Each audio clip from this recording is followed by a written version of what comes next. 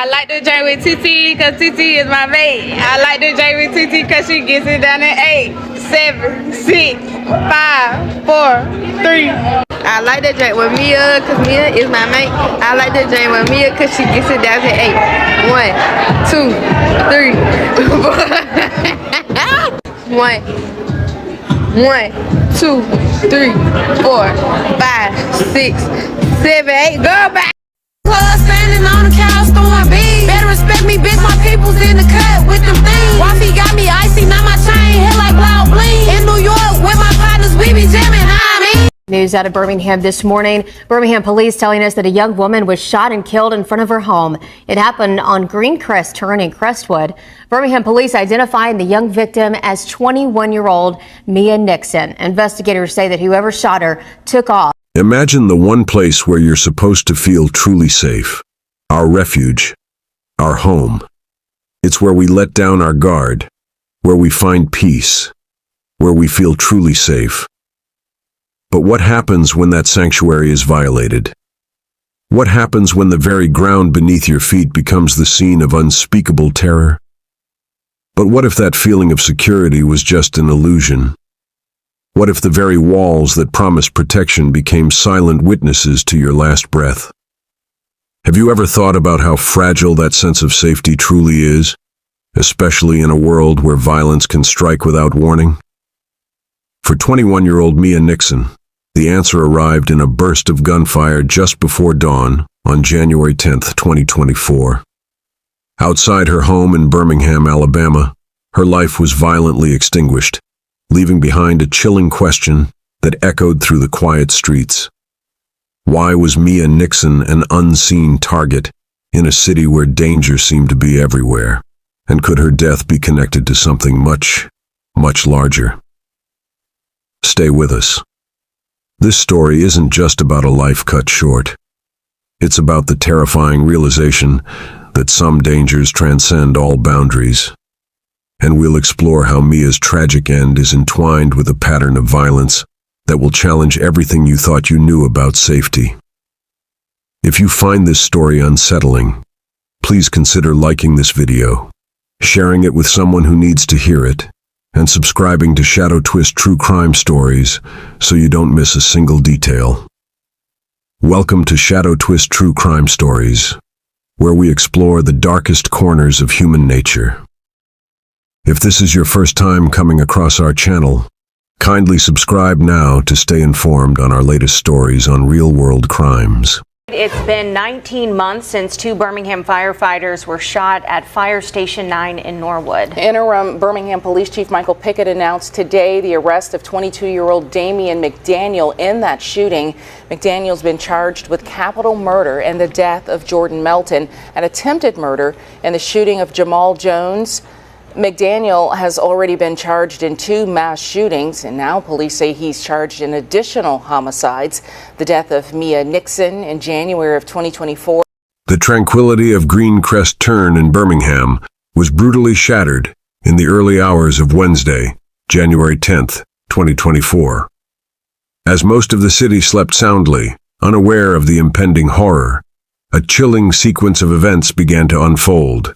At approximately 1:45 a.m., the calm was pierced by the sound of gunfire.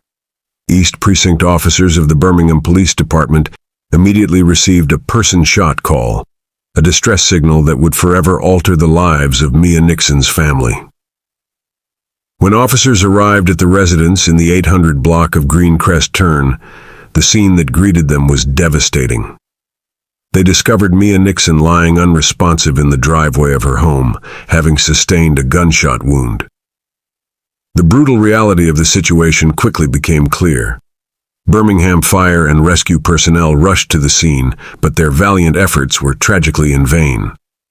Mia Nickson was pronounced deceased right there, her life ending before emergency responders could render any aid. The preliminary investigation was grim. An unknown suspect or suspects had shot Mia while she was outside her residence and then vanished into the night before law enforcement even arrived. Other individuals were inside the home at the time, thankfully unharmed. But this detail, far from being minor, amplified the terror. It suggested a targeted or narrowly focused attack, one that spared others in the household but intensified the lasting trauma on the family. The initial phase of the investigation left a pervasive sense of uncertainty and fear gripping the community, implying a potential ongoing threat, an unseen predator still lurking. Who would do this? And why? Mia Nickson became a headline, a statistic in a city grappling with violence. But she was far more than that. She was 21 years old, residing in Birmingham where her life ended. Public records often prioritize the raw facts of a crime, the details of an investigation. They rarely capture the full essence of a person. Yet even in the limited information released, glimpses of who Mia was shine through. Birmingham police officer offered a precious window into her character, describing Mia as beloved, talented, and really excelling in the hair and nail field.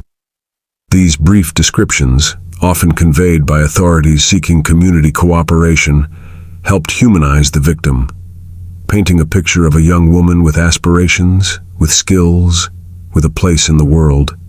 She wasn't just a name in a report. She was someone pursuing a craft, building a future. Her age, 21, underscores the profound emptiness left behind. It speaks to a future stolen, dreams abruptly halted, unfulfilled potential.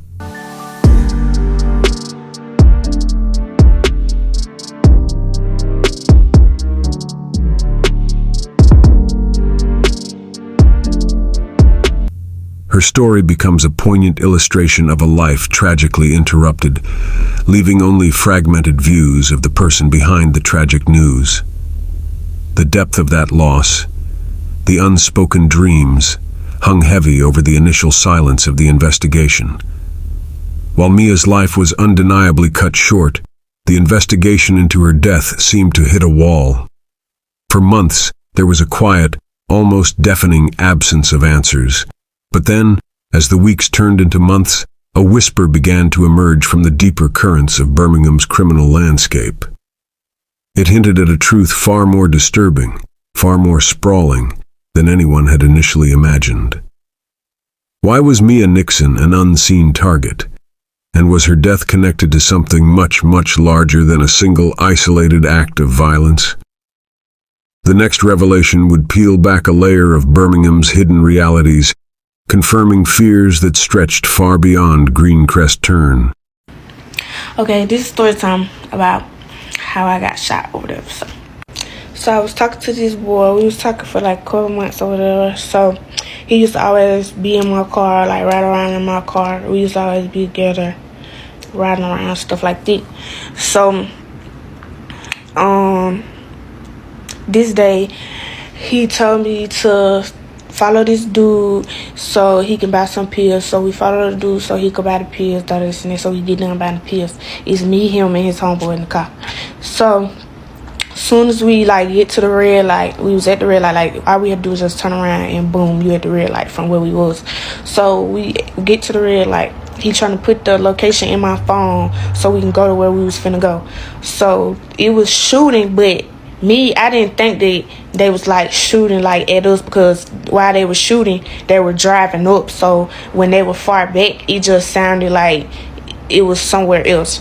So when the bullets started coming through the car, that's when when the bullets started coming through the car, I hit the gas, but one of the bullets hit me. It went from the back of my head through my ear and across my face. So that, like, I heard a loud pop, and then, like, you know, the ringing that you hear in your ear, that's what I heard. Like, my ear just started ringing real loud, and I just blacked out. So once I blacked out, I crashed into a tree. So when I hit the tree, I went like this, like that's what woke, like, kind of let me come back to conscious. So I woke up, and instantly I just opened the door, and then his homeboy that was in the back seat, he jumped out, and I got out, but I instantly fell to the ground. And he was like, "Mia, get up," and I couldn't get up. Like, I don't know how long I was on the ground. Like, I just was unconscious. So that's when I just hop up. So when I hop up, I open the back door, and I laid in the back seat for like 2 seconds, but then I remembered that he was in my front seat. So I jump up and I'm looking for my phone. I'm just looking for my phone. So I find his phone and I'm screaming his name. I'm like, I can't say his name, but like, I'm just screaming his name. I'm like, what's your password? What's your password? I gotta call the police. I'm like, what's your password? What's your password?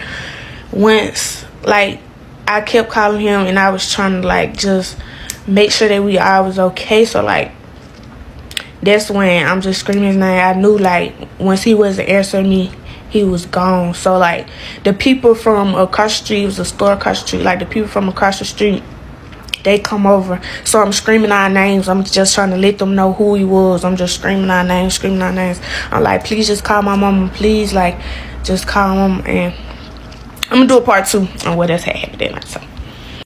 The initial weeks after Mia Nickson's death were agonizing for her family and unsettling for Birmingham. The perpetrator had vanished. No arrests were made. A profound silence settled over the case, broken only by the whispers of concern in the community. Who was responsible? Why had they targeted Mia?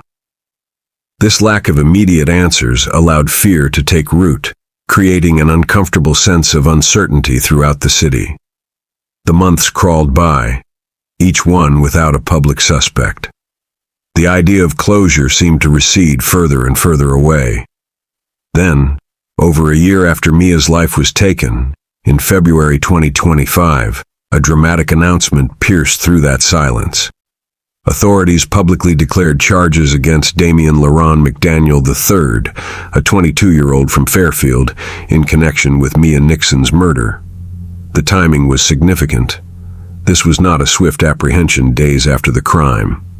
McDaniel was already in custody for other alleged offenses when the charge for Mia's killing was made public. This considerable time gap between the crime and the formal charge revealed a meticulous investigative process. It suggested detectives were not just pursuing an isolated incident concerning Mia. Instead, they were carefully constructing a broader profile against McDaniel, connecting him to multiple incidents across the region. His existing incarceration for other alleged crimes meant that his apprehension for an initial offense gradually led to a wider exposure of his alleged criminal activities through diligent work by investigators. He was specifically charged with intentional murder in Mia Nickson's killing, a charge that solidified the gravity of the case. The revelation of a suspect, especially one already in custody for other matters, opened new avenues of thought. What does it tell us about the long, complex work of solving such cases? What insights can be gained from how investigations unfold over time? Please share your thoughts on the challenges of long-term investigations in the comments below, and consider subscribing to Shadow Twist to follow this story.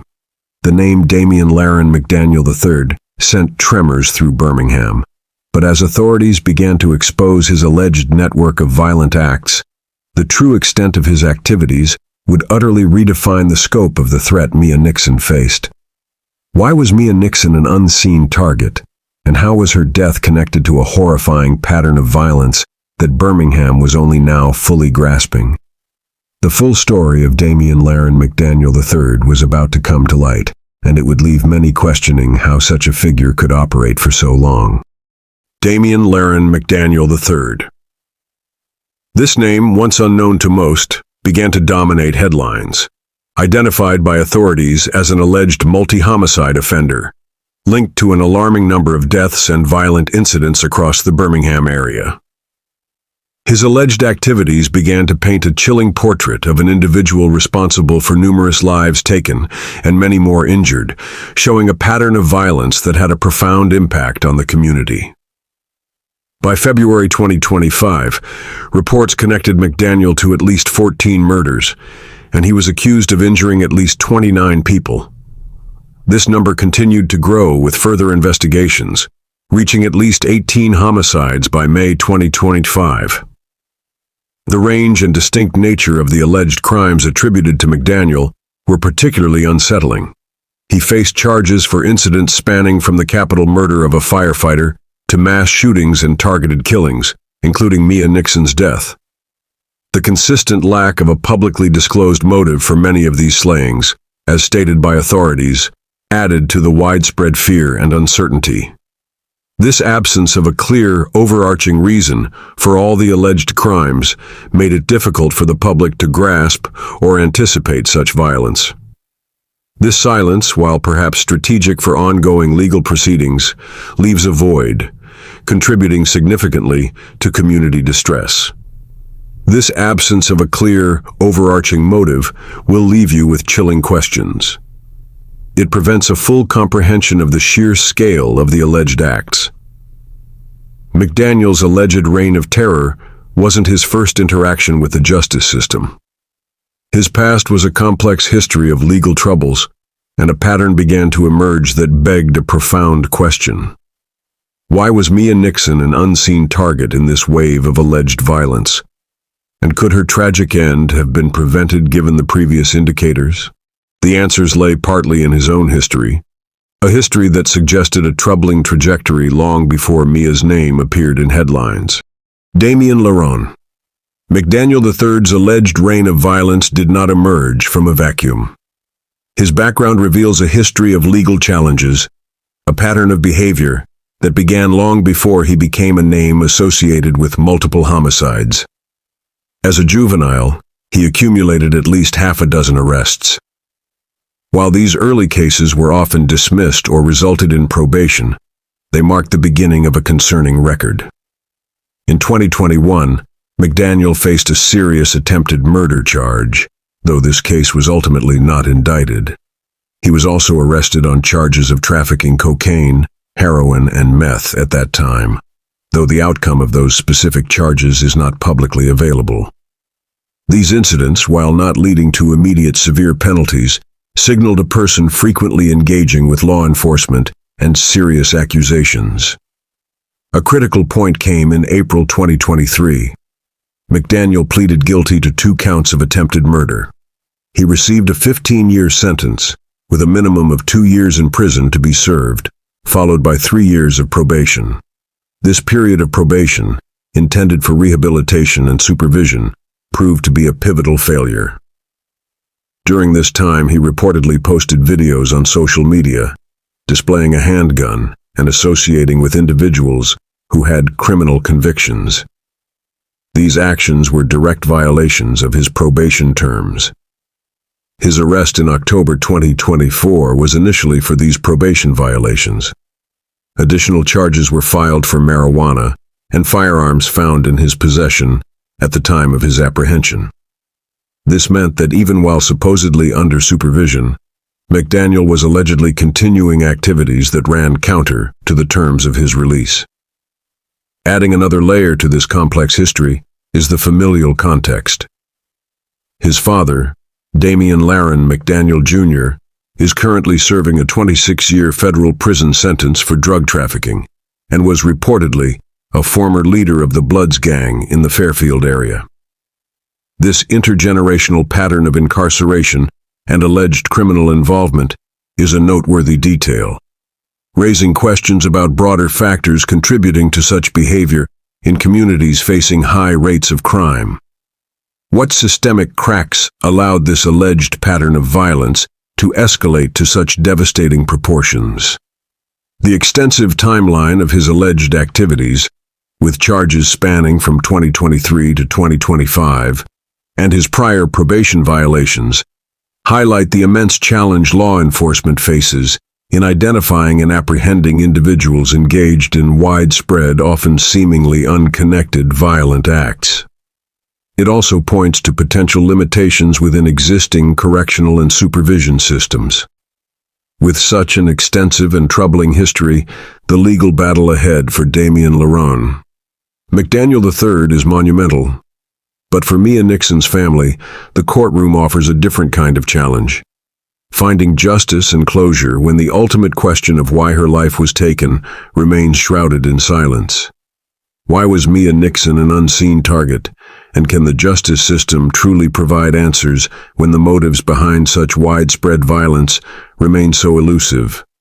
The journey through the courts would be a long, arduous one, marked by unanswered questions and profound grief.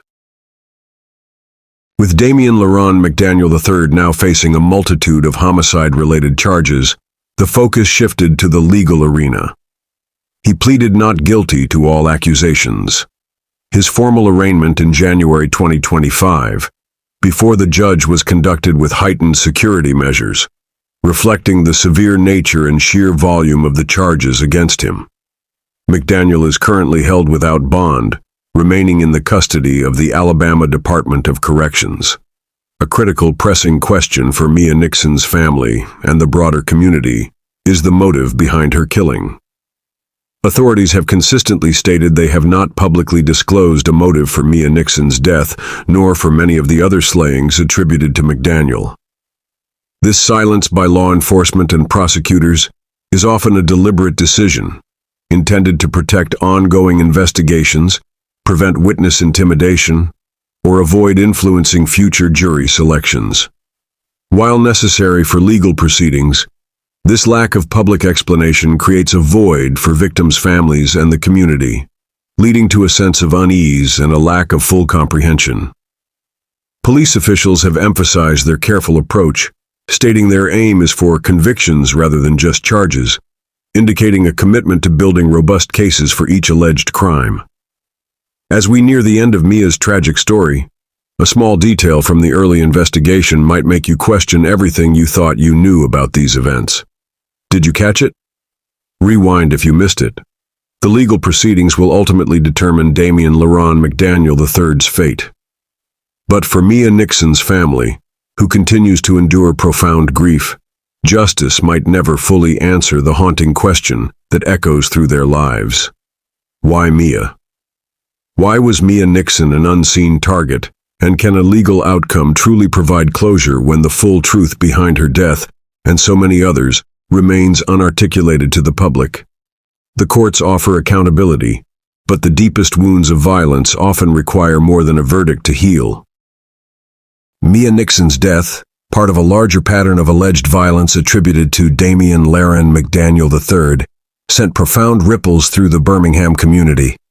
Mayor Randall Woodfin's powerful statement, "Mia Nickson didn't deserve to die simply by being at home," encapsulates the stark sense of injustice and the erosion of safety felt by residents. A home is universally seen as a place of refuge, and its violation by such a violent act creates a pervasive sense of vulnerability that extends beyond the immediate victim to every family, every neighbor. This type of incident can lead to increased anxiety and a diminished sense of collective well-being across an entire city. Interim Police has assured the public that the Birmingham Police Department is locked in and will not let up in their efforts to solve these cases, emphasizing their dedication to bringing perpetrators to justice and providing resolution to grieving families. Early in the investigation, there was a public call for community help and tips. The police believed Mia Nickson was targeted, and the tips were critical to solving the case. This appeal for ongoing public input, even after an arrest, suggests that while a suspect is in custody, investigators may still be seeking additional details related to the specific circumstances of Mia Nickson's death or corroborating evidence. This highlights that justice in complex criminal cases is often a multifaceted process, relying not only on law enforcement's investigative prowess, but also on sustained community cooperation and information sharing. The absence of a publicly known motive for Mia's killing continues to contribute to fear and uncertainty within the community. When lives are taken without apparent reason, it leaves a lingering question about the precise circumstances that led to her tragic demise.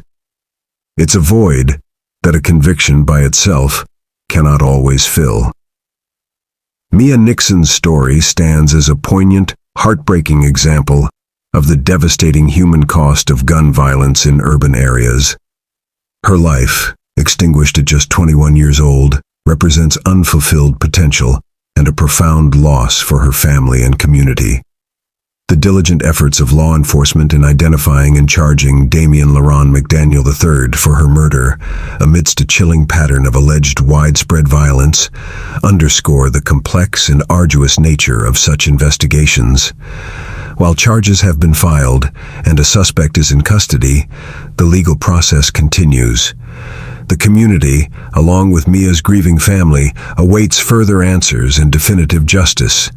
The fundamental question persists. Why was Mia Nickson an unseen target, and can a community ever truly heal when the motives for such widespread violence remain unspoken, leaving a lingering shadow of uncertainty? True understanding and a complete sense of closure often remain elusive for those affected. The justice system, while vital for accountability, cannot always fully heal the wounds inflicted by violent crime. Mia Nickson's tragic narrative, intertwined with the broader context of Damian LaRon McDaniel III's alleged actions, serves as a stark reminder of the persistent challenges posed by urban violence and the enduring human quest for safety and peace within affected communities. If Mia's story resonated with you, if it sparked questions about safety in your own world, please engage with this video. Your likes, comments, and shares help us bring more stories like Mia's to light. And consider subscribing to Shadow Twist True Crime Stories, because every life has a lesson, and every unanswered question pushes us closer to the truth. Thank you for watching, and see you on our next true crime story.